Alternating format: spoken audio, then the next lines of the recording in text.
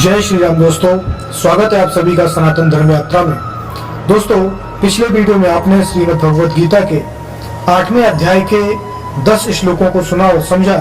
अब आइए चलते हैं श्रीमद् भगवद गीता के 8वें अध्याय के 11वें श्लोक पर। इसमें लिखा है, यदि चरम वेद विदो वदन्ति विशन्ति यदेत्यो वीतरागा यदि संतो ब्रह्मचर्यम चरन्ति तत्ते पदम संग्रहेण प्रवच्छे।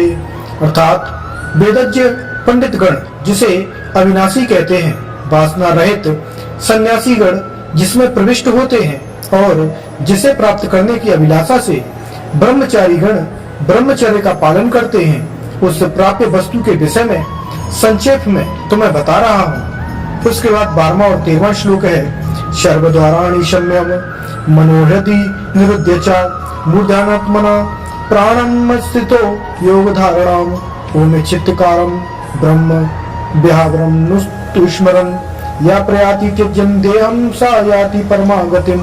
अर्थात जो व्यक्ति सभी इंद्रिय रूप द्वारों को विषयों से संयमित कर मन को हृदय में निरोध कर भूतय के मध्य में प्राणवायु को स्थापित कर आत्म विषयक समाधि रूप योग स्थैर्य सहित ओम इस एकाक्षर ब्रह्मवाचक शब्द का उच्चारण करते करते तथा मुझे ध्यान करते करते देह त्याग पूर्वक प्रयाण करते हैं, वे परम गति को प्राप्त होते हैं।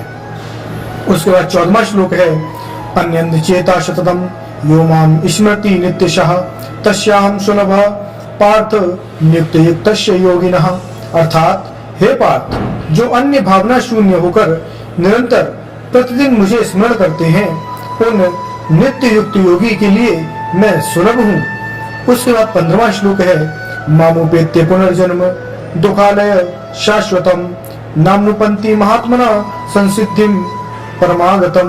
अर्थात महात्मा गण मुझे प्राप्त होकर पुनः दुख के आश्रय स्वरूप अनित्य जन्म नहीं ग्रहण करते हैं, क्योंकि वे परम सिद्धि को प्राप्त हुए हैं। उसके बाद 16वां श्लोक है, ब्रह्म भूमान लोका पुनरावृत्ति नो अर्जुना मामुपेत्य तू कौन्तेय पुनर्जन्म न विद्यते। अर्थात हे अर्जुन, ब्रह्मलोक पर्यंत समस्त लोक पुनरावर्तनशील हैं, किंतु मुझे प्राप्त होकर पुनर्जन्म नहीं होता है।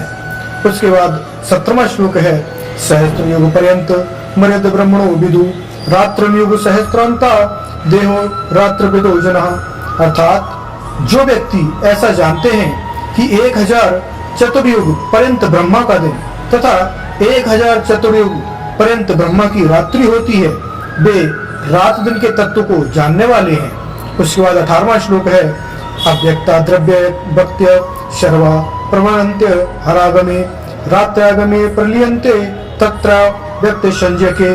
अर्थात सभी जीव ब्रह्मा के दिन के उपस्थित होने पर अव्यक्त कारण स्वरूप से प्रकट होते हैं एवं रात्रि काल के उपस्थित होने पर उसी अव्यक्त नामक कारण स्वरूप में लीन हो जाते हैं। उसके बाद 19वां श्लोक है, भूतग्रामाशा एवायम भूत्वा भूत्वा प्रलीयते रात्रगमे वशा पार्थ प्रवत्य हरागमे। अर्थात हे पार्थ, सभी जीव समूह बार बार उत्पन्न होकर रात्रि के आगमन काल में लीन हो जाते हैं तथा पुनः दिन के आगमन काल में नियम के अधीन होकर प्रादुर्भूत होते हैं। उसके बाद 20वां श्लोक है, परस्तस्मात्तु भावन् अन्यो व्यक्तो अव्यक्ता सनातनः या शापत् सर्वेषु भूतेषु नश्यस्तु न विनश्यति। अर्थात किंतु पूर्वोक्त अव्यक्त भाव से ही श्रेष्ठ और विलक्षण जो अनादि अव्यक्त भाव है, वह सभी भूतों के विनिष्ट होने पर भी विनिष्ट नहीं होता है। तो दोस्तों, यहाँ पर श्रीमद् भगवद गीता के 8वें अध्याय के 20 श्लोक समाप्त हो जाते हैं। तो अभी तक आप क्या समझे, कृपया कमेंट बॉक्स में बताइए। बने रहिए सनातन धर्म यात्रा के साथ और लेते रहिए रोचक एवं धार्मिक जानकारियां प्रमाणों के साथ। धन्यवाद। जय श्री राम।